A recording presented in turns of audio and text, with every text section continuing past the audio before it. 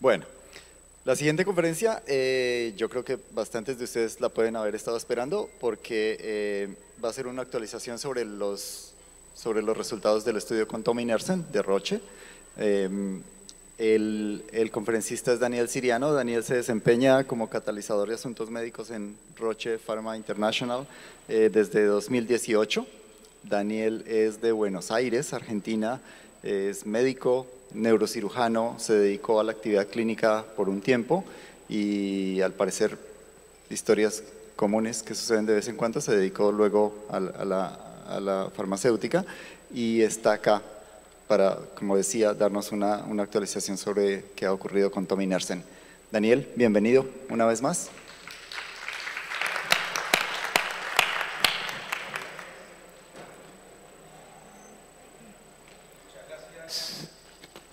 A los organizadores, Factor H, por haberme dado la oportunidad nuevamente de compartir con ustedes estos días.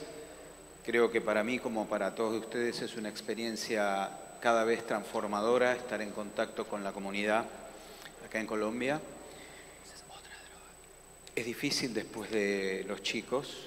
Cuando yo vine hace 4 años aquí, en mi presentación les mostré la foto de mi nieto recién nacido. Hoy mi nieto tiene, ese nieto tiene 4 años y hay un segundo nieto de 1 año. Y uno ve a los chicos y no puede dejar de emocionarse. Pero no estoy aquí hoy para hablar solamente de la familia. Queríamos compartir con ustedes un programa que hace 4 años presentamos en etapa de planificación, que se llevó a cabo, que como ocurre muchas veces con los estudios clínicos, no pudo cumplir los objetivos primarios y de hecho fue parado anticipadamente, fue detenido anticipadamente, y era mi idea durante estos minutos poder compartir con ustedes qué sucedió con ese estudio clínico que yo presenté, que iba a hacerse hace 4 años y que se realizó, y cuál es el plan para continuar a partir de los hallazgos que dio ese tipo de estudios clínicos. Esta es una diapositiva de forma para comentarles que yo trabajo en Roche, de hecho trabajo en Roche hace 29 años, y lo que les voy a presentar tiene que ver con actividades hechas y patrocinadas por el laboratorio. El desarrollo de este producto es un esfuerzo conjunto desde Ionis, que fue la empresa que descubrió inicialmente y que se asoció con nosotros para poder llevar adelante el desarrollo de la droga, hasta una serie de fundaciones y grupos que trabajaron en forma conjunta para poder hacer efectivo este programa de desarrollo. Y es fundamental reconocer que además de estas organizaciones es el profundo respeto y agradecimiento a las familias y los pacientes que viven con la enfermedad de Huntington.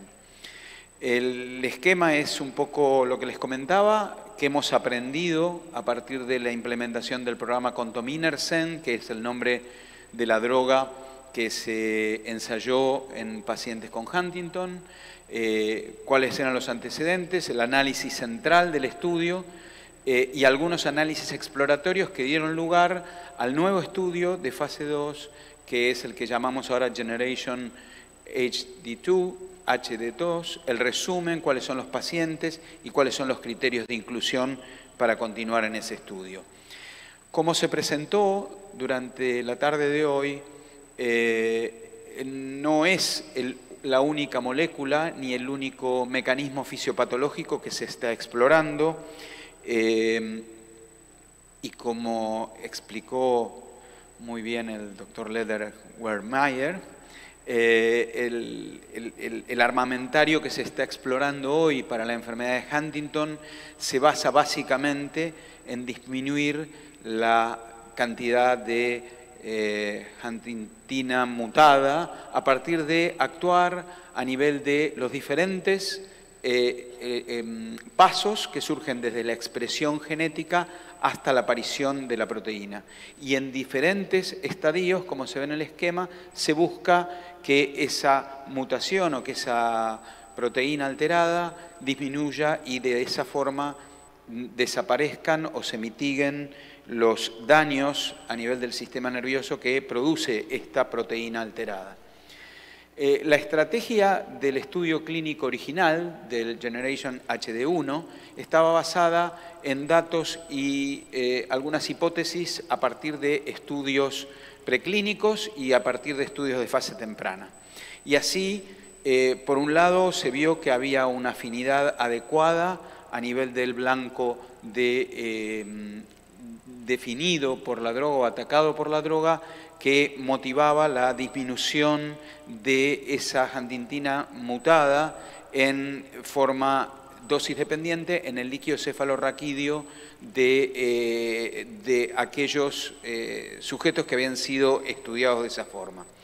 Se eligieron 2 regímenes con la dosis más alta, el de 120 miligramos, expuestos los pacientes cada 8 semanas o cada 16 semanas, buscando claramente la disminución de esta proteína alterada y a partir de la disminución de la proteína alterada encontrar cuál era el efecto clínico que se lograba disminuyendo esa proteína. Y por otro lado, como siempre en estos estudios, estudiar la seguridad, es decir, cuánto los pacientes expuestos podían tolerar la droga sin tener una cantidad y tipos de efectos adversos que pudieran ser aceptables para su uso como tratamiento. Y por otro lado, la posibilidad de explorar estos eventos adversos a lo largo de la ejecución del estudio. El estudio fue detenido prematuramente, es decir, el estudio no pudo terminar porque a partir de una recomendación de un comité independiente de evaluación de los datos, es un grupo de profesionales que analiza lo que va ocurriendo con los pacientes, los efectos clínicos y los efectos no deseados, esto hecho en forma independiente para no comprometer la capacidad de evaluación de los investigadores, se hace en forma periódica y en febrero del 2021 el comité detectó que el tipo de efectos, tanto la falta de una eficacia clínica comprobada en general con los datos que estaban analizando, como la aparición de una cierta cantidad de efectos adversos en los pacientes que tenían una mayor exposición a la droga, es decir, los pacientes que recibían la droga cada 8 semanas, ellos decidieron que la tasa de riesgo-beneficio o beneficio-riesgo de este tratamiento no era adecuado y decidieron que el estudio debería pararse.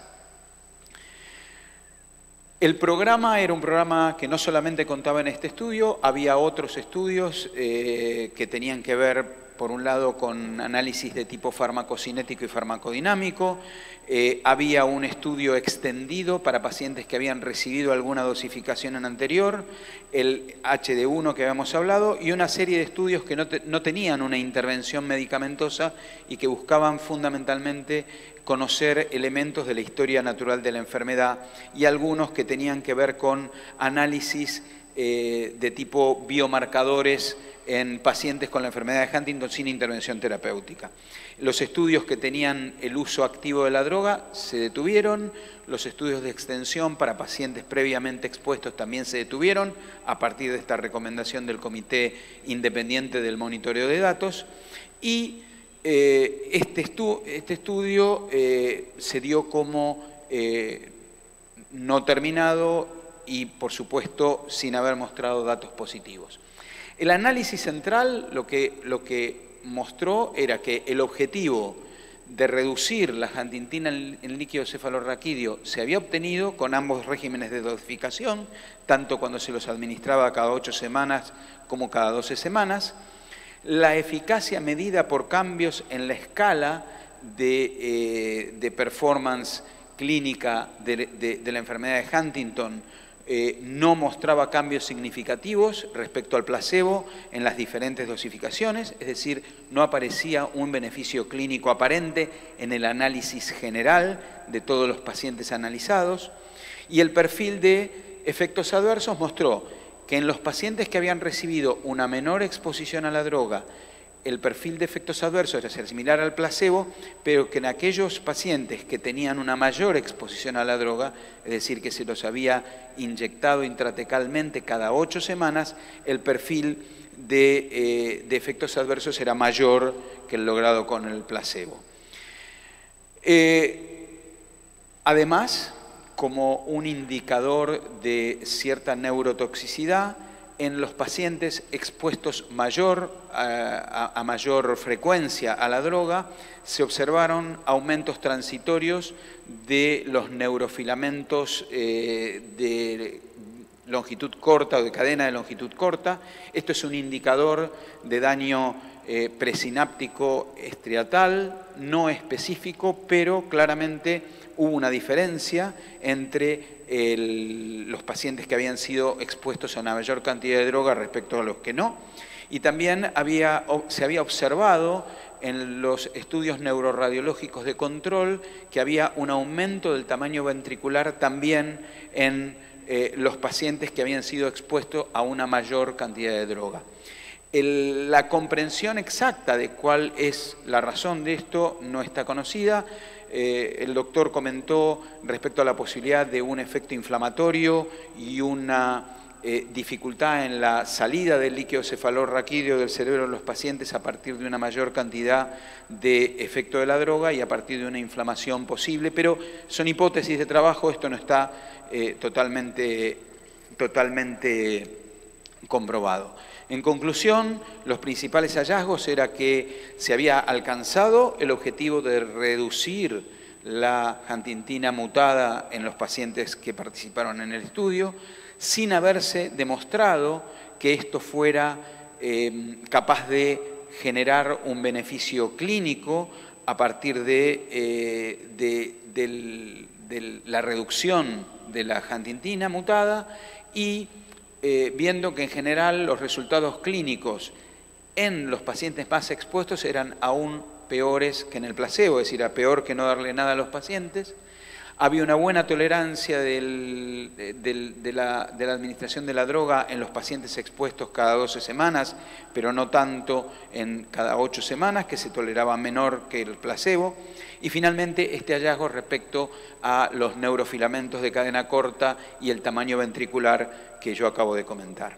A partir de esto, y sin saber muy bien cuáles eran los mecanismos que condicionaban esta evolución en estos pacientes, este es también un elemento que se toma en cuenta para, además de haberlo parado prematuramente, entender que al menos en las dosis administradas y tomando en cuenta la población general de pacientes con Huntington que habían sido expuestos al tratamiento, esto no tenía un beneficio. Ahora, se vio también que esto era tal para la población general, pero cuando se empezaron a hacer análisis específicos de grupos, se vio que había una subpoblación de pacientes con una combinación de factores que voy a tratar de analizar en los próximos slides, que agregaban una serie de datos que podían generar hipótesis de trabajo futuras respecto a la respuesta al tominersen en diferentes pacientes. Y claramente se vio que había aspectos relacionados con la carga de la enfermedad y con la exposición a la droga que deberían ser tenidos en cuenta y que podían ser o dar lugar a una hipótesis para, a partir de esos datos, establecer la posibilidad de confirmar esos datos preliminares o esos datos que surgían del análisis de subgrupo y continuar explorando el potencial beneficio del medicamento. Así, y teniendo en cuenta que la carga de la enfermedad y la edad tenían que ver junto con la exposición a la droga, con esto se empezaron a analizar cuáles eran los indicadores dentro del grupo general de pacientes con Huntington que había estado expuesto en el estudio, como para ver de qué manera se podían evaluar estos dos elementos. Y por otro lado, analizando cuáles podrían tenerse en cuenta como esto, se vio y se estudió qué pasaba con el estadio de la enfermedad, qué pasaba con el CAP, es decir, con la conjunción entre la edad de los pacientes y la gravedad de la mutación y de la expresión de la alteración genética, y finalmente un dato neuroradiológico que es la atrofia cerebral inferior. Hay proxies de mayor carga de enfermedad que tienen que ver con un estadio mayor, con un CAP mayor a 500, es decir, con una mediana de la división tomándola en cuenta siempre para este elemento, y finalmente datos de atrofia cerebral. Estos dos elementos están analizados para entenderlos como indicadores indirectos, válidos de la carga de enfermedad. Y respecto al tema de la exposición, se tomó la concentración de líquido cefalorraquídeo en todos los pacientes que fueron analizados durante el estudio y la posibilidad de que hubieran diferentes concentraciones en los diferentes grupos de pacientes, tomando como corte la semana 21 y la semana 53 de la exposición en el estudio. Lo que se vio en la enfermedad de Huntington es que la edad y la longitud de repetición del triplete genómico que tiene que ver con la expresión de la proteína mutada pueden ser considerados como confundidores si se toman independientemente y que por lo tanto hay que combinarlos para reducir ese efecto confundidor. ¿Por qué? Porque en una cohorte como la estudiada, los pacientes jóvenes tienen típicamente un CAG más alto y los pacientes más añosos tienen típicamente un CAG más bajo, con lo cual esto podía dar confusión respecto a la carga de la enfermedad y la edad. Por lo tal, se combinan para entender la carga de enfermedad, multiplicando la edad por la carga genómica o genética. Y cuando se analiza los subgrupos a partir de esta combinación, el efecto confundidor se compensa. Y esto es importante para entender el por qué se toman elementos que pueden considerar estos aspectos para poder hacer una hipótesis de diseño para un futuro estudio. Por otro lado, cuando se analiza en el subgrupo de pacientes del estudio el impacto de estos elementos, lo que uno ve en forma sistemática es que el resultado mejora cuando se compensan los aspectos clínicos, cuando se evalúan los aspectos clínicos teniendo en cuenta la edad y el CAP en forma sistemática para todas las mediciones de eficacia clínica, tanto la que era parte del objetivo primario como otras escalas funcionales que se llevaban bajo control en el estudio, y esto era evidente en los análisis de estos subgrupos. Por otro lado, era claro que cuando uno combinaba estos elementos con la exposición a la droga, también se repetía sistemáticamente que cuanto uno menos exponía a la droga a los pacientes, la dirección era favorable para todos los elementos de evaluación clínica, tal como se ve en la gráfica. Y lo que les propongo, para no entrar en detalle, la presentación va a estar íntegramente disponible para ustedes, para que puedan ver los datos con detalle, para que esto no se haga excesivamente largo ni excesivamente confuso. Por otro lado, en cuanto a los cortes de edad, era claro que se podía encontrar una edad límite en cuanto a la respuesta clínica, y el punto de corte para eso era un CAP de 500, es decir, cuando uno combinaba la edad con la cantidad de alteración de la proteína mutada, a partir de la cantidad de alteración genética que tenía, uno encontraba que este era un punto de corte donde uno veía claramente variar la evaluación clínica. Y lo mismo, la sensibilidad para los puntos de cortes del CAP en cuanto a cómo eran las estimaciones favorables respecto a estos puntos de corte, y el análisis de sensibilidad era claramente consistente también. Por otro lado, en cuanto a los efectos que se veían, eran claramente asociados con estos elementos que analizamos en el slide anterior: la baja exposición, la menor edad y un CAP menor de 500. Y esto también se ve en los gráficos, y se ve que en estas combinaciones siempre había en los pacientes con menor exposición una mejor performance clínica. En cuanto al resumen entonces de estos análisis, una serie de factores parecen mediar la respuesta al tominersen y están relacionados con la edad, con la carga de enfermedad y con la exposición.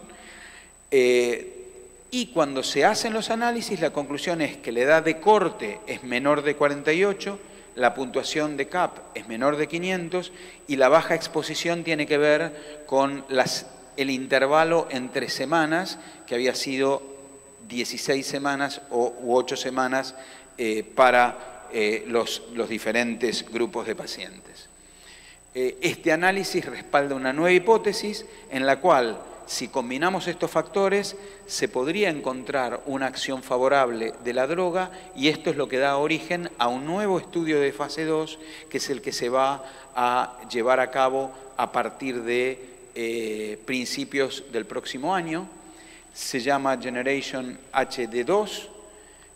Los objetivos son, por un lado, evaluar la seguridad, reevaluar el hallazgo de dosis y utilizar biomarcadores evaluando los niveles de handantina mutada en respuesta al tominersen respecto al placebo y, por supuesto, evaluar la eficacia del producto en estos nuevos grupos de pacientes con estas nuevas dosificaciones.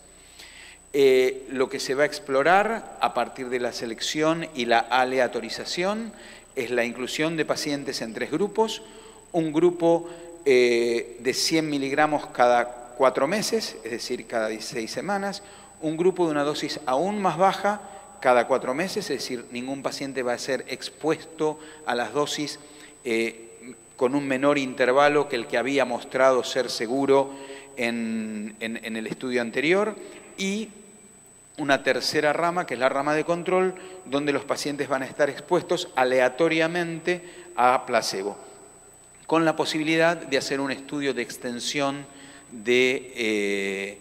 abierto a partir de los resultados individuales con los pacientes y los resultados analizados para el grupo total de pacientes.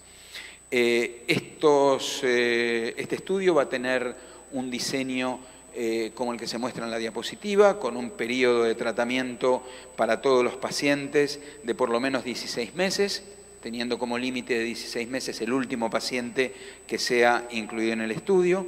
El diseño de cierre permite que todos los pacientes tengan al menos 16 meses de exposición y, como les comentaba, el estudio abierto posterior va a depender no solo de la voluntad de participar, sino también de la estimación del beneficio a partir del análisis de los datos.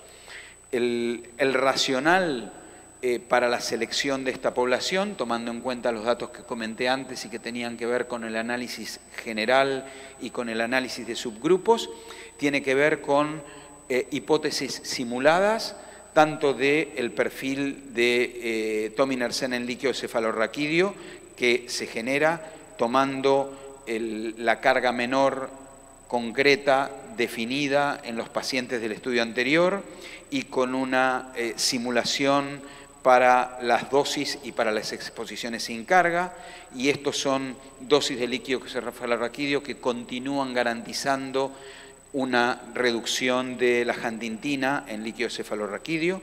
Por otro lado, la simulación a partir de esos perfiles en la población objetivo de baja edad, bajo CAP, lo mismo a partir de los datos del estudio anterior en la dosis de 100 miligramos cada 16 semanas y en la dosis de 60 miligramos cada 16 semanas, y con los siguientes criterios de inclusión y de exclusión. A partir de todo lo que les resumí anteriormente, los criterios de inclusión y de exclusión del estudio Generation HD2 son los siguientes. La necesidad de incluir pacientes con enfermedad de Huntington prodrómica o de manifestación temprana en un número determinado por ramas, con una edad de 25 a 50 años, con un CAP de 400 a 500, y con el requerimiento general de que haya un acompañante que como cuidador y como ayuda de la evaluación y la performance clínica trabaje en forma permanente junto con el paciente, con criterios de exclusión claros respecto a que tienen que ser pacientes que no hayan utilizado previamente una droga que tenga estas características, algo que es fundamental teniendo en cuenta los datos de exposición que surgieron del estudio anterior, que no hayan tenido y que no estén bajo terapia antiplaquetaria o anticoagulante y los antecedentes de algún tipo de terapia génica, trasplante de células o cirugía cerebral que confundirían claramente la evaluación de los resultados. Los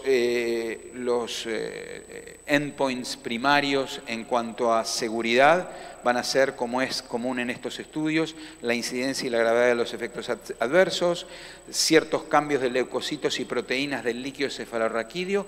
Esto está asociado a la potencial explicación de un fenómeno inflamatorio como causa de la dilatación ventricular que se apreció en algunos pacientes en el estudio anterior, y la evaluación de parámetros clínicos como los signos vitales, el electrocardiograma, el análisis de determinadas sustancias en sangre a partir de poder hacer una evaluación clínica profunda. Otros elementos que se van a tener en cuenta, como comentábamos, son biomarcadores primarios y secundarios, el porcentaje de cambio de la concentración de la huntingtina mutada en el líquido cefalorraquídeo respecto al nivel original en los pacientes, los cambios en los niveles de neurofilamentos de cadena corta en el líquido cefalorraquídeo al final del tratamiento respecto a la línea de base, de nuevo para entender aspectos que tienen que ver con la fisiopatología de base, pero también con el efecto del tratamiento. Y finalmente, los cambios de eficacia, que son fundamentales, porque si no hay una eficacia comprobada, no va a tener sentido utilizar el medicamento, que son básicamente evaluaciones de tipo clínico con diferentes escalas, tanto a partir del nivel de la línea de base como a los 16 meses. Y algunos elementos de eficacia secundarias como el TMS, el SDMT y el SWR, siempre comparando la base con los 16 meses. Y es fundamental tomar esta distancia por el tipo de progresión y el tipo de evolución que tiene habitualmente esta enfermedad.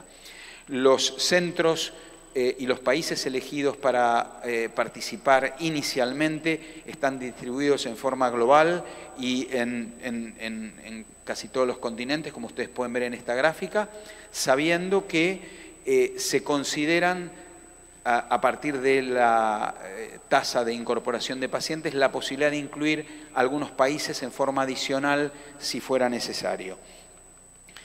El resumen del diseño básicamente tiene que ver con probar 2 dosis administradas por vía intratecal cada 4 meses, con participantes que recibirán Torminersen o placebo durante al menos 16 meses, y con la inclusión de 360 participantes con enfermedad de Huntington prodrómica o de manifestación temprana, con una edad definida entre 25 y 50 años y con una puntuación de CAP entre 400 y 500. Como les comentaba, es un estudio global, está previsto ser realizado en 15 países y esperamos nuevamente los resultados con el conocimiento y estando conscientes que, tal como lo comentó el conferencista anterior, tenemos todas las esperanzas de poder brindar soluciones a los pacientes que tienen enfermedad de Huntington, sabiendo que los estudios clínicos tienen una tasa de falla. Esto es algo que comentamos hace 4 años cuando comentamos este estudio. Los resultados nos obligan a volver a recomendar esa prudencia al respecto, pero reafirmando nuestro compromiso en continuar en el hallazgo de soluciones para los pacientes y las familias que conviven con esta enfermedad y a las cuales van nuestro más importante agradecimiento. Y gracias por la atención en estos minutos.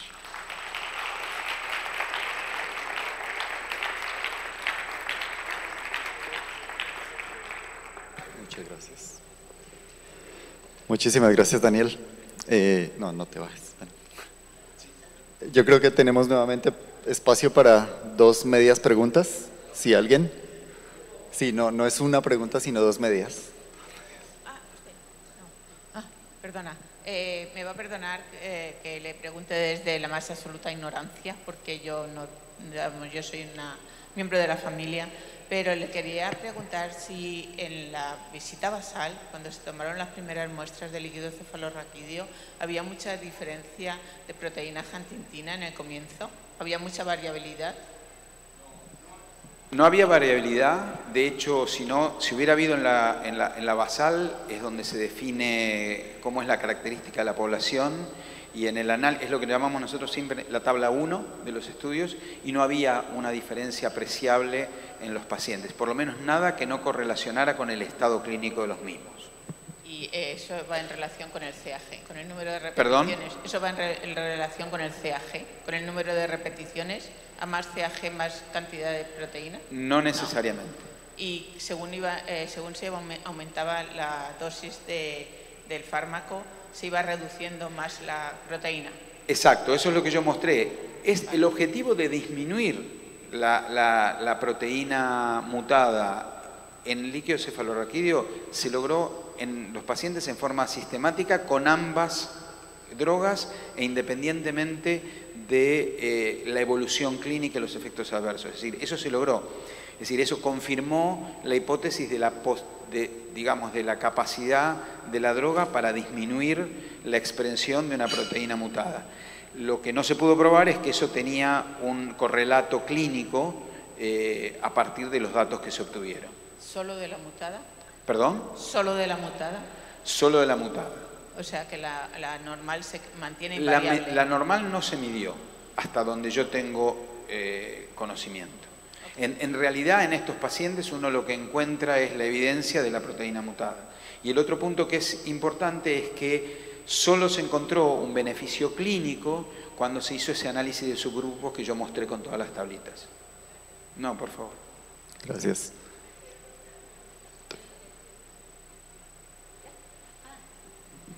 Hola. No, me preguntaba si era posible excluir la disminución de la huntingtina normal como causa de los efectos adversos en el ensayo. Es una excelente pregunta. Y una de las preguntas que se hicieron siempre en la hipótesis de trabajo de disminuir la huntingtina mutada, sabiendo que este tipo de proteínas no está presente solamente en el sistema nervioso y que está presente ampliamente en el organismo, era cuáles podían ser esas consecuencias.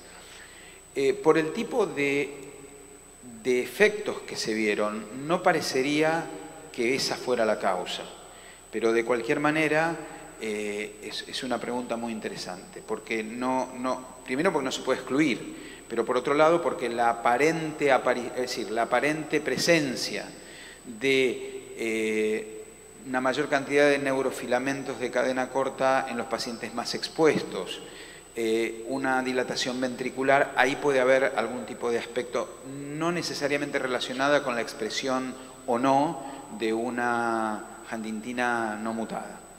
Pero de vuelta, es algo que es una pregunta válida. Yo no tengo micrófono, pero acá. El grupo que tenía menos dosis más baja, al hacer los análisis también tenían dilatación de los ventrículos. No. Esos no tenían, No. Entonces era relativamente relacionado con la alta dosis. Exacto, igual que una mayor de concentración de neurofilamentos de cadena baja. Y cuando suspendieron el estudio, ¿qué porcentaje de tiempo llevaban con el estudio? Es decir, ¿cuánto faltaba por terminar el estudio? El estudio faltaba, digamos, se detiene con pacientes en distinto estadio del estudio, con lo cual no se puede decir faltaba tanto, porque a algunos pacientes les faltaban X cantidad de meses, otros menos, porque depende. Si todos los pacientes se busca que tengan un mínimo común de tratamiento, como en este caso los 16 meses. Pero cuando se suspendió el tratamiento otro, había pacientes que estaban más o menos expuestos, pero lo importante es que lo que era consistente es que los que habían recibido mayor exposición de la droga eran los que peor habían andado. Gracias. Emilia. Una consulta en relación a la huntingtina, a la wild type. Si se dice que el organismo, o digamos el individuo tolera hasta un 40% de reducción de huntingtina normal, no mutada. Si no medimos huntingtina no mutada, ¿cómo sabemos qué porcentaje de reducción de la wild type tenemos? Y si en el nuevo protocolo se va a medir huntingtina normal. Yo no recuerdo todos los elementos del protocolo de memoria, lo voy a averiguar y te voy a contestar. El tema es que en todos los modelos y en todos los modelos que dieron lugar a estas hipótesis, siempre se hizo foco en la acción deletérea de la huntingtina mutada en cuanto a los efectos degenerativos que puede llegar a producir a nivel de ganglios basales. Por lo tanto, la cantidad de wild type en forma regular no es un endpoint que pueda llegar a dar una idea del mecanismo fisiopatológico.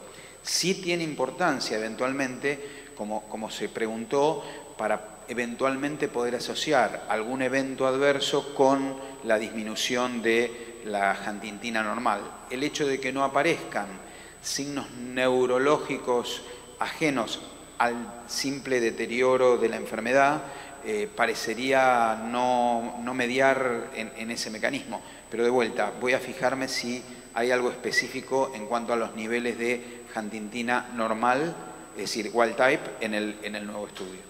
Yo lo desconozco de memoria, no me recuerdo.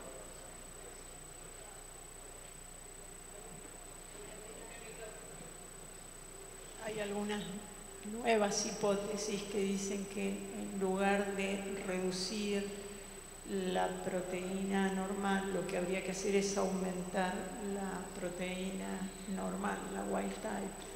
Por eso era la pregunta. Gracias. Sí, de cualquier manera el mecanismo fisiopatológico o el mecanismo de acción propuesto para esta molécula en particular es la disminución de la mutada y no el incremento de la wild type. Muchas gracias, Daniel. Gracias a todos.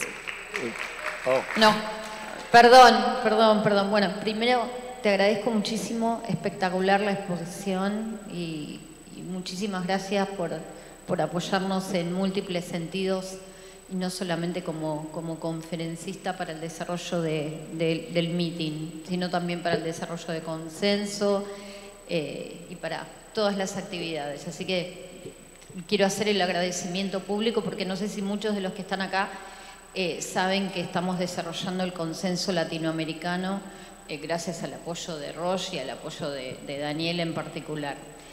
Y con respecto al protocolo, te pregunto dos cosas que quizás no son pertinentes, pero que del análisis y de lo que vos mostraste, ¿se planteó en alguna instancia el hecho de que si bien la mayor dosis es la que estuvo asociada a un mayor daño, mayor dilatación ventricular y mayor incremento de los niveles de neurofilamento, pero que aparentemente sería necesaria para alcanzar la concentración en el blanco de la mutación, se analizó como alternativa la posibilidad de utilizar otra vía del delivery para los oligonucleótidos?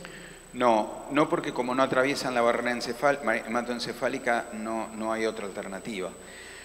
Lo que es importante es que si bien la dosis mayor lograba ese efecto en el blanco biológico, las dosis menores, que son las que se van a explorar ahora, a partir de los hallazgos del estudio también lograron una reducción, lo cual digamos, deja ver que el efecto y el mecanismo de acción, aún en dosis más bajas, se conserva.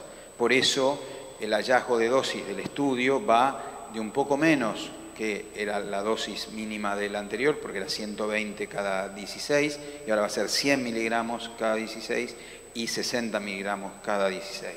Pero porque esas dosis son capaces de lograr la reducción buscada de huntingtina mutada.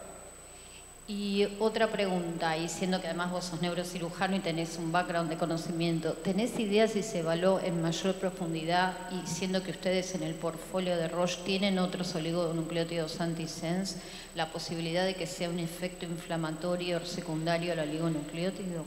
Es una hipótesis, pero hasta ahora es una hipótesis que está respaldada por alguno de los hallazgos indirectos, pero no es solamente una hipótesis. Puede ser un fenómeno inflamatorio. Lo que es claro que es un fenómeno inflamatorio asociado a la dosis y a la exposición, porque en la dosis baja no ocurrió. Muchísimas gracias. No, gracias a ustedes.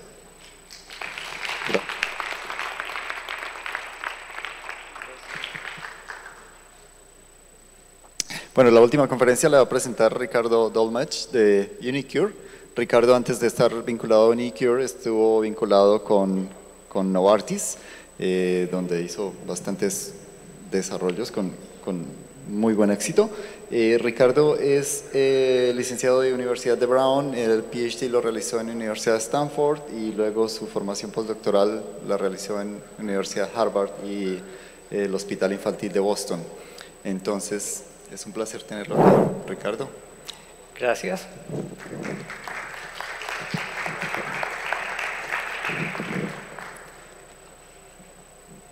Bueno, muchas gracias. Yo sé que es el final del día y ustedes todos querrán irse a comer algo o a tomar algo.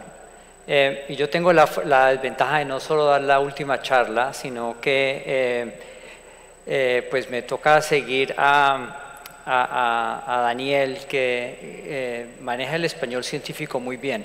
Yo soy mitad colombiano y mitad británico, con la mala suerte que la parte colombiana funciona muy bien para hablar de fútbol y ordenar pan de bono y muy mal para hablar de ciencia. Y la parte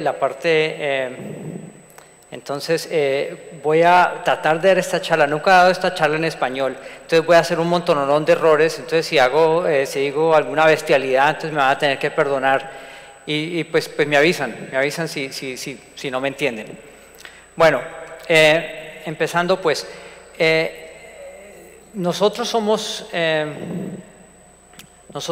una compañía de biotecnología pequeña, basada en Ámsterdam y en Lexington, Massachusetts. Nuestra misión es reducir el sufrimiento de los pacientes, generando medicinas genéticas para enfermedades graves. Tenemos una historia en realidad bastante larga en medicinas genéticas. Generamos la primera medicina genética que fue aprobada, una medicina que nació en el laboratorio de Michael, que está allí, que se llama Glivera, que fue pues la primera medicina genética aprobada en el occidente. También generamos la primera planta para hacer medicinas genéticas. Tenemos la primera medicina para hemofilia tipo B. Esa es una enfermedad genética de la coagulación y esa medicina está a punto de ser aprobada por la EMA y el FDA. Y ahora les voy a hablar de nuestro estudio, nuestra medicina para la enfermedad de Huntington. Somos una compañía muy pequeña en comparación a Roche. Solo tenemos 500 empleados. Y estamos localizados, como les dije antes, en Holanda, en Ámsterdam y en Lexington, que queda fuera de Boston, en Massachusetts. Bueno, primero que todo, ¿qué es una medicina genética? Entonces, el concepto de una medicina genética es que es una medicina que se tiene que administrar una sola vez. Es un virus que no es un virus patológico, es un virus benigno, que lo hemos diseñado de tal manera que entra a ciertas células del cerebro y puede llevar una carga genética o biológica, usualmente una molécula de ADN que se convierte en, pues puede ser, por ejemplo, en este caso, un microRNA que lo podemos utilizar para reducir la expresión de un gen que es tóxico. Una medicina genética tiene tres partes. La primera es la parte de afuera, que es el virus. En el caso de nosotros, el virus se llama adeno-associated virus, virus asociado al adenovirus. Estoy seguro si eso funciona. Esa es como la parte de afuera, que es una cosa proteinácea. Adentro está una molécula de ADN En el caso, como les voy a contar, en este caso, esa molécula de ADN lleva una cosa que se llama un microRNA que reduce la expresión de Huntington. Y entonces inyectamos ese virus en cantidades farmacéuticas y lo inyectamos, digamos, al área donde queremos tener un efecto. Entonces, por ejemplo, en el caso de hemofilia, lo damos, el virus va al hígado, donde produce el factor 9, que es el factor que le hace la falta a la gente con hemofilia. Pero en el caso de Huntington's lo vamos a administrar al cerebro. Bueno, estos son los productos que estamos desarrollando. No vendemos ningún producto todavía. El más avanzado, como les dije, es el producto de hemofilia. El segundo es este producto para la enfermedad de Huntington's. Yo trabajo para Unicure, entonces les tengo que decir que esta medicina simplemente está en estamos en investigación. Todavía no es una medicina que ha sido aprobado o que ha sido comprobado que verdaderamente funcione. Pero fuera de eso tenemos una serie de otras medicinas. La próxima medicina es para epilepsia temporal intratable. Esa va a entrar en la clínica el próximo año. Tenemos otra medicina para Parkinson's disease, la enfermedad de Parkinson's, otra para ALS y una para Alzheimer's disease, y todas vienen a través de los próximos años. Y también tenemos una medicina para la enfermedad de Fabry. Bueno, hablemos un poquito de nuestra medicina para Huntington's. Se llama AMT-130. ¿Y qué es? Bueno, primero que todo, pues ustedes ya están aquí, entienden algo acerca de la patología de Huntington's. Huntington's naturalmente es causada por la mutación genética que causa la expansión del gen de Huntington, que a la misma vez produce un mRNA que es posiblemente tóxico, produce una proteína que se aglomera, que también puede ser tóxica, y al final resulta en la muerte inicialmente de las células del putamen y el núcleo caudado, y luego se riega el resto del cerebro. La medicina que hemos desarrollado es basada en un virus que se llama AAV5. La razón por la cual escogimos este virus es que es un virus que se encuentra en la gran mayoría de la población, no es patológico. Todos ustedes tienen AAV1 o 2. AAV5 es muy parecido a ese, con la diferencia de que no se encuentra en la mayoría de la gente, entonces la mayoría de la gente no tiene anticuerpos en contra del virus. Hemos creado, adentro de este virus hay un promotor especial que funciona en neuronas y que produce un microRNA. Y ese microRNA causa que se degrade el mensaje del gen de Huntington's. Bueno, ¿cómo lo desarrollamos? Llevamos casi 10 años trabajando en esta medicina. Inicialmente empezamos desarrollándolo utilizando neuronas de pacientes con Huntington. Entonces, esas son neuronas que se desarrollan basadas en una tecnología que se llama IPS. Entonces podemos conseguir células de la piel o de la sangre y convertirlas en células madre y convertir esas células madre en neuronas. Y entonces inicialmente utilizamos ese modelo para desarrollar los primeros microRNAs. Después entonces lo ensayamos en una serie de modelos de ratón, 4 diferentes modelos de ratón a través de muchos años. Simplemente para mostrar que por lo menos en estos modelos de ratón era efectivo. Después entonces lo pusimos en unos monos, y finalmente tenemos unos cerdos que tienen la enfermedad de Huntington, y hemos ensayado la medicina en esos cerdos. Les voy a mostrar un poquitico de los datos, pero muy rápidamente porque no quiero demorarme mucho. Entonces, por ejemplo, estos son los experimentos en 2 tipos de ratones. El primero es un ratón que tiene 175 copias del CAG, que está asociado a Huntington, y entonces lo que ven primero es que en ese ratón, cuando le inyectamos el AAV5, se produce el microRNA, que es la parte terapéutica de la medicina, y en el siguiente gráfico, y no sé si esto funciona, pero bueno, les puedo mostrar. En este gráfico acá, ven que se reduce la cantidad de huntingtina mutada que existe en ese ratón. En el panel de abajo ven que también tiene un efecto clínico. Lo más interesante es esto, que generalmente estos ratones se mueren muy rápidamente porque tienen naturalmente la enfermedad de Huntington, pero cuando les pones la medicina, más o menos se les dobla la vida. Entonces, en vez de vivir solamente 12 semanas, viven 17 y 18 semanas.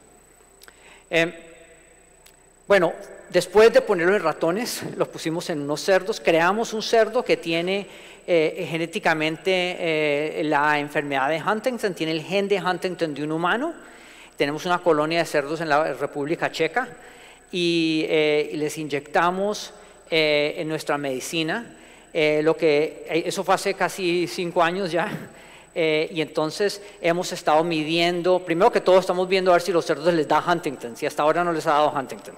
Pero lo que sí podemos mostrar es que podemos reducir la capacidad de Huntington, la cantidad de Huntington en el cerebro y en el líquido cefalorraquídeo, que es lo que estamos mostrando allí a su derecha. Luego de todos esos estudios hemos empezado un estudio clínico. Entonces, ¿cómo hacemos para administrar? Un momentico, vamos a ver. Lo ponemos allí. ¿Cómo hacemos para administrar esta medicina? Bueno, uno de los problemas del AAV es que si queremos verdaderamente infectar a todas las neuronas, tenemos que administrarlo directamente. Si lo administramos, digamos, intravenoso, sí hay una pequeña cantidad que entra al cerebro, pero no es suficiente para verdaderamente reducir la concentración de Huntington en la parte del cerebro que se está degenerando.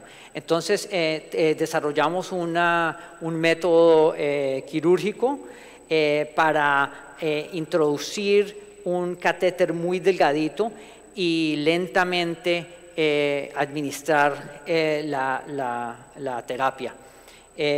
Lo hacemos, un momento, vuelvo. Ahí ven. Entonces, lo hacemos, en este caso lo estamos haciendo bajo MRI, y entonces ves que se está llenando el área del putamen. En este momentito son 3 inyecciones de cada lado. En una cirugía, la cirugía se demora un poco menos de un día y es una sola vez. Una vez que usted tiene la terapia, nunca más tiene que volver a tomarla, es una cosa permanente. Digamos, los cerdos llevan 5 años. Tenemos gente que recibió la terapia para hemofilia hace 10 años y todavía producen factor 9, están totalmente normales. Entonces sabemos, este es otro tipo de medicina, es mucho más como, digamos, la cirugía que uno tendría para reparar una hernia o una cosa así. La idea es que esto pueda ser tal vez hasta curativo. Bueno, este es el estudio que hemos empezado en Estados Unidos y en Europa. Entonces, unas pocas cosas. Primero que todo, ¿qué tipo de pacientes? Entonces, todos los pacientes tienen más de 40 CAGs, entre 25 y 65 años. Están en el comienzo de la parte motora de la enfermedad. Tienen su capacidad funcional de entre 9 y 13. Su clasificación entre 3 o 4, y especialmente necesitamos pacientes que tengan suficiente volumen en el striatum, en el putamen y para poder hacer la inyección. Y tenemos los criterios de exclusión son los normales en este tipo de investigación, entonces usted no puede estar, digamos, en otro estudio clínico. En cuanto a qué es lo que estamos midiendo y cuándo lo estamos midiendo, el estudio en total va a durar 5 años, pero el primer análisis es luego de 1 año, y estamos midiendo neurofilamento, que es, como dijo Daniel, es una manera de medir el daño de las neuronas, fuera de estar midiendo el Huntington mutado. Y no podemos medir el Huntington normal, pero podemos medir todo el Huntington, el mutado y el normal. También estamos midiendo el volumen del cerebro, y estamos, fuera de eso, tenemos una serie de medidas clínicas que incluye todos los componentes del UHDRS, que es la escala clínica para Huntington's. Bueno, son 2 estudios, uno en Estados Unidos y uno en la Unión Europea e Inglaterra. El estudio en Estados Unidos es un estudio en que tenemos un estudio en que tenemos un control, un placebo, porque el gobierno, la FDA nos pidió que hiciéramos un estudio controlado de esa manera. Son 2 dosis, una dosis baja de 10 a la 12 copias del virus, y una dosis alta que es 10 veces más que eso. Y fuera de eso tenemos unos pacientes que vamos a estudiar simplemente porque queremos mejorar la cirugía. En este momentico la cirugía ocupa un quirófano un día entero, y queremos una cirugía que sea un poquito más corta. En Europa también tenemos las 2 dosis, pero no tenemos un placebo. Y una vez, al final del primer año en Estados Unidos, los que no recibieron la medicina, entonces les damos la medicina luego de 1 año. Bueno, les voy a simplemente dar los resultados del primer análisis de los primeros datos de este estudio. Simplemente es el primer año, simplemente es la dosis baja, y solamente les voy a hablar de los biomarcadores, no de los resultados clínicos. Los resultados clínicos vamos a analizarlos y vamos a comunicarlos a mediados del próximo año. Pero primero que todo, los pacientes que fueron dosados y los placebos, todos tienen más o menos las mismas características en cuanto a edad, en cuanto a sexo, en cuanto al número de CAGs, en cuanto al CAP score y su estado clínico. Bueno, entonces primero que todo, ¿qué tan seguro es esto? Porque bueno, somos la primera compañía que está inyectando un virus al cerebro de un paciente con una enfermedad neurodegenerativa. Entonces, ¿qué tan seguro es ese tratamiento? Hasta ahora, para la dosis baja, no hemos tenido ningún problema asociado a la droga. Sí hemos tenido algunos problemas asociados a la cirugía y también asociados al lumbar puncture para sacar líquido raquídeo. Los problemas más comunes son dolor y dolor de cabeza, y problemas asociados simplemente a la espalda. Esa es la dosis baja. Ahora, la dosis alta todavía no la hemos analizado completamente, pero hace un mes y medio anunciamos que hemos parado temporalmente la administración de la dosis baja. Le hemos dado la dosis alta a 14 pacientes, de los cuales 3 tuvieron un problema. 3 tuvieron síntomas de los ganglios basales. Entonces, euforia, problemas de movimiento, y todo está asociado a una inflamación aguda luego de la cirugía. Entonces, en este momentico estamos preparando todos los datos para presentárselos al comité de datos, que es un comité externo a la compañía que nos va a dar la indicación si podemos seguir dosando a la gente con la dosis más alta o si deberíamos de seguir con la dosis más baja.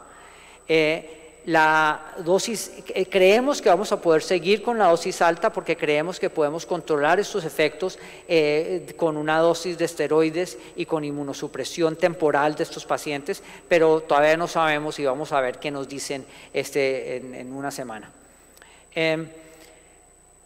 Los 3 pacientes que tuvieron este problema, es un problema transitorio, todos se han recuperado y todos tenemos, aquí dice que hay uno que no se ha recuperado, pero los 3 ya se recuperaron, todos, ninguno está en el hospital y pues dada la seriedad de la enfermedad de Huntington pensamos que tal vez estos problemas quirúrgicos justifican seguir con la dosis alta. Bueno, una de las primeras cosas que vimos es que tan pronto hacemos la cirugía hay una elevación dramática de neurofilamento. Esto probablemente es porque la cirugía misma causa daño en el cerebro, pero después con el tiempo va bajando, entonces todas las líneas sólidas son los pacientes que recibieron la droga y las que son las líneas que están discontinuadas son los controles. Lo más importante es que todos los pacientes están volviendo a su nivel inicial y hay pacientes que ya están por debajo de donde estaban inicialmente. Y pues en general el nivel de neurofilamento elevado no es bueno, entonces es bueno que eso se esté reduciendo. También este es el promedio, entonces después de 12 meses en el grupo con bajos, el de la dosis baja, el neurofilamento ya está más o menos volviendo a donde debería estar. Bueno, entonces también hemos medido la habilidad de esta terapia de reducir la proteína de la mutante de Huntington. Ahora, esto es un poquitico distinto que por ejemplo la medicina de Wave o la medicina de Roche, en el sentido de que nosotros estamos inyectando el virus en el cerebro directamente, no en el fluido cefalorraquídeo.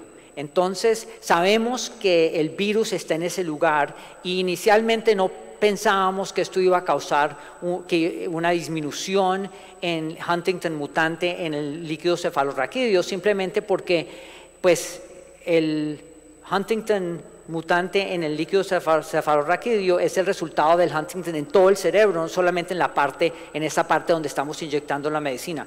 Resulta que en estos pacientes que tienen Huntington parece que un gran porcentaje de la proteína mutante viene de esa área. Entonces lo que vimos es que una vez que administramos la medicina podemos reducir la cantidad de proteína mutante en el líquido cefalorraquídeo por 50% más o menos. En contraste, los controles, pues ve que hay mucha variedad entre los diferentes. Entonces, los anaranjados son los pacientes dosados y los azules o negros son los placebos. Ve que hay bastante distribución grande. Estos son los datos individuales de los pacientes individuales. Lo más importante es que estos van disminuyendo, que es importante simplemente porque esto simplemente muestra que estamos haciendo lo que queremos hacer, que es disminuir la capacidad de la proteína, la cantidad de la proteína mutante. Bueno, la conclusión. Primero que todo, hasta ahora AMT-130 está más o menos bien, es bien tolerada por los pacientes. No hemos tenido problemas en la dosis baja. En la dosis alta hemos tenido unos problemas asociados a la cirugía de la infusión.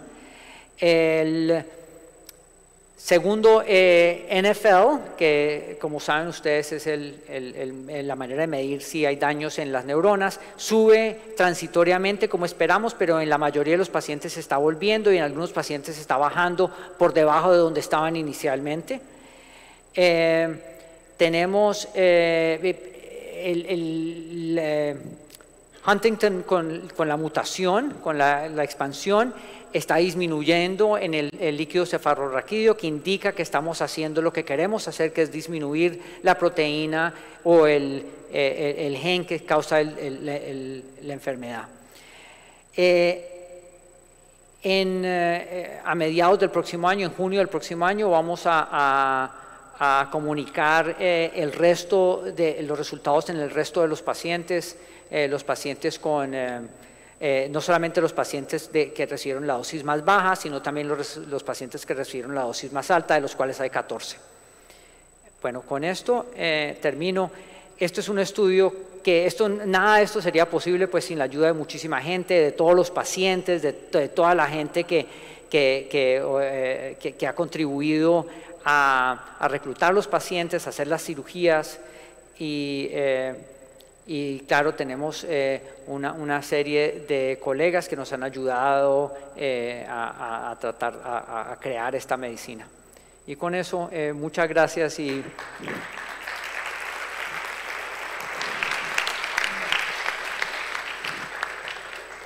Muchas gracias, Ricardo. Nacho ya me dijo que tiene una pregunta.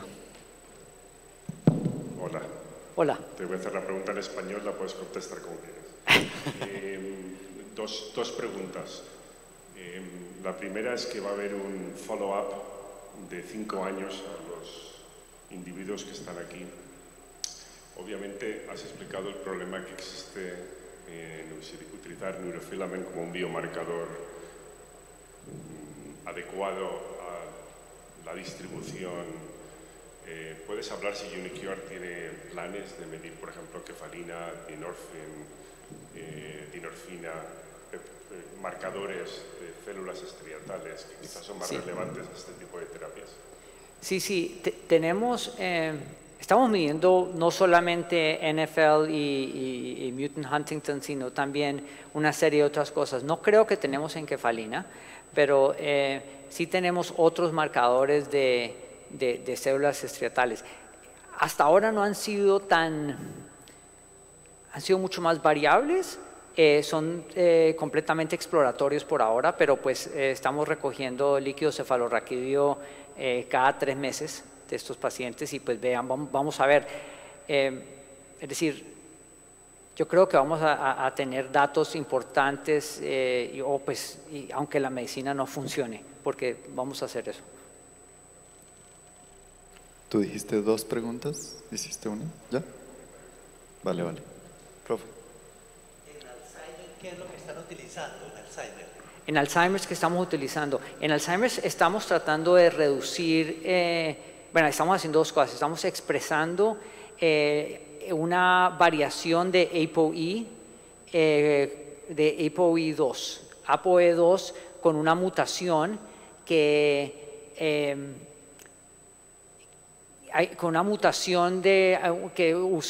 inicialmente se descubrió en Nueva Zelanda. Entonces es una mutación que suprime las mutaciones severas de Alzheimer. Entonces es un gen que expresa ApoE y también tenemos otra terapia que está dirigida a Tau. Entonces una es Tau y la otra es ApoE2 con una mutación. Pero no es el ApoE3 Christchurch. Es ApoE2 Christchurch, porque es la mutación de Christchurch en ApoE2. ¿En ApoE2? Exactamente. Y estamos expresando eso con un gen. Muchas gracias. Bernhard. Here. In English. Okay, good. Okay. Thank you. That's going to be a little easier. Okay. So you showed nicely in your preclinical models where you had the opportunity to examine brain tissue, regional reductions, within a range that did not exceed 50%. Now, I'm curious, could you extend what is the percentage of cells, because the uptake of the virus is not going to be equal throughout all cells, who effectively have 0 huntingtin left? Yeah. As opposed to a reduction. So do you Yeah. have data on that? We do. This is something that the FDA was very interested in. So, and so there are a couple of things to note. The first is that the microRNAs, even at the highest doses, do not reduce it beyond 80%. Basically, you saturate the microRNA machinery and you no longer get any further reduction. So in vivo, we have never been able to do anything better than 80%, even if you have a high dose. The second part of this is you expect both the amount of Huntington reduction and the fraction of cells that are infected varies as a function of the distance from the injection. So, and so we know basically in the striatum, which we fill, we get something greater than 95% of the neurons, and that's basically because we exceed the number of neurons by something like 4 orders of magnitude. So it's about 40,000 variants for every cell. But as you move away, for example, to cortex, in cortex it's only about every like fifth cell or something, only about 20% of the cells are infected. And the average there is only about 30 or 40%. I don't know if that makes sense. So we've modeled this and we have some sense. So, but the safety question, which is, are we going to kill some cells right next to the virus? Well, we're certainly not going to kill them because we reduce Huntington too much. It might be that there is something else, but not that.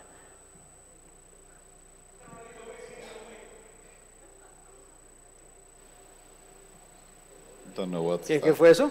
I have no idea. Any other question? Okay. Bueno, muchas gracias. Thank you. Just remember everyone to be at the lobby of the hotel at 7:15 to depart by 7:30. Estar en el lobby del hotel hacia las 7:15 para salir en el bus hacia las 7:30.